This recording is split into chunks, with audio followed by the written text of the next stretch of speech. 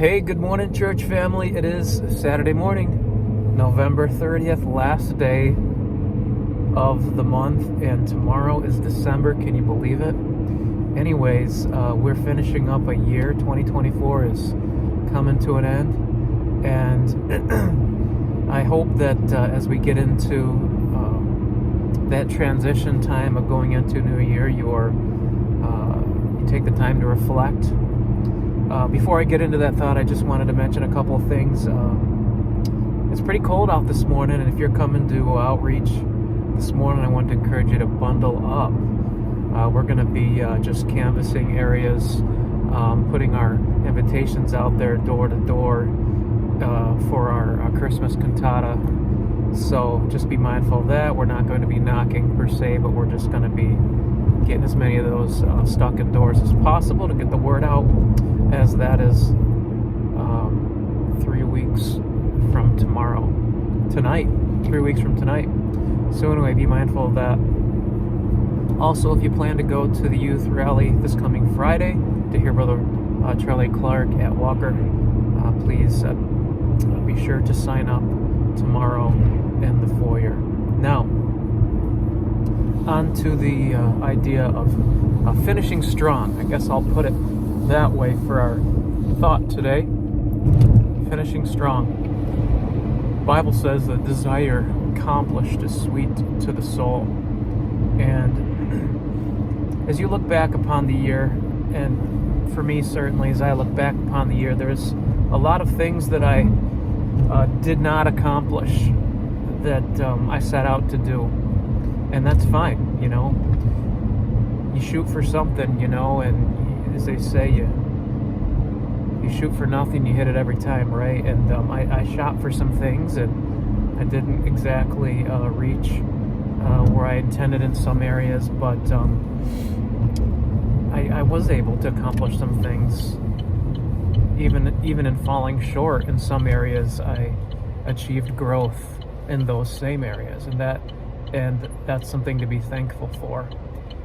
In terms of a lot of our results-based goals, sometimes that involves other people in our lives, and when it comes to a final month of a year, a lot of times little can be accomplished in terms of, you know, you're gonna cram and you're gonna get it done, or whatever it was that you set out to do, and sometimes it's just not possible in a 30-day time span.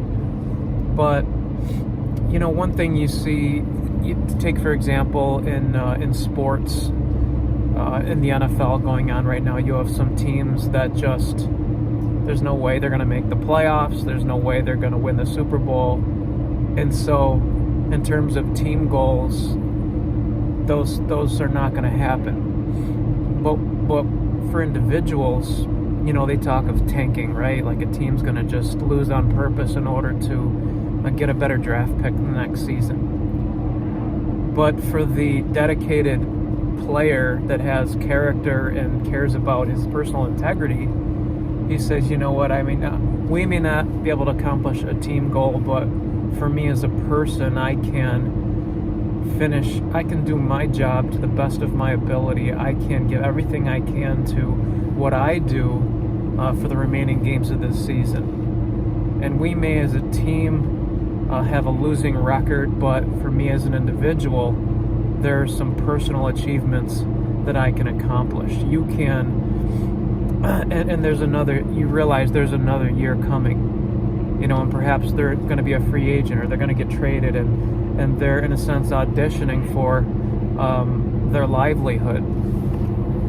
As a Christian, of course, it's certainly a different avenue, but you know, 2024, you know, may have had some failures for you, but 2025 is coming, and the worst thing you can do is just say, you know, you're just gonna throw in the towel for 2025 or 2024 in the last month, and that would be terrible. What you can do is you can assess where you're at, and you can establish a momentum going into 2025.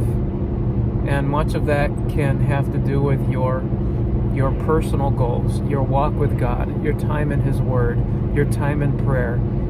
You can take a look at your finances and take a look at, how can I establish some momentum? I know with Christmas coming that can be difficult, but Christmas time isn't not a time to be an unwise steward. People that love you will understand if you're unable to do some things. But anyway, that's a side note. But don't count out the importance of establishing a good momentum into the next year. Also, of having the personal integrity and character to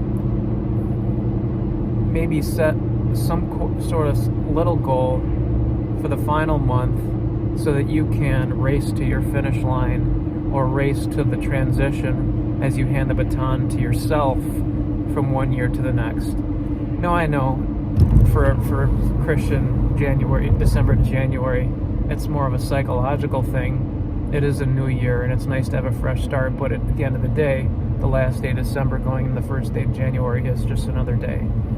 But I like the fresh start mentality and the new year mentality, and that's helpful to me.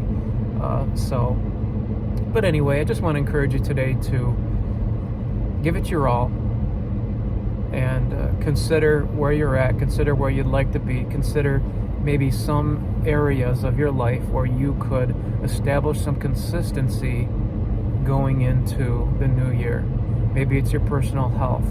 Maybe it's just some sort of family connection. And, there's so many different areas, and the Holy Spirit is perfectly capable of leading you in that way. So the desire accomplished is sweet to the soul. Take some time, think, rejoice in the good that's happened. Rejoice in the progress that you've made. That is something that is a wonderful thing to experience. I mean, we can beat ourselves up and just say failure, failure, failure, but that's not true, because there are some places in your life where you have succeeded, and that is life. It's ups and downs, it's falling down, it's getting back up. So I hope that's a help to you today.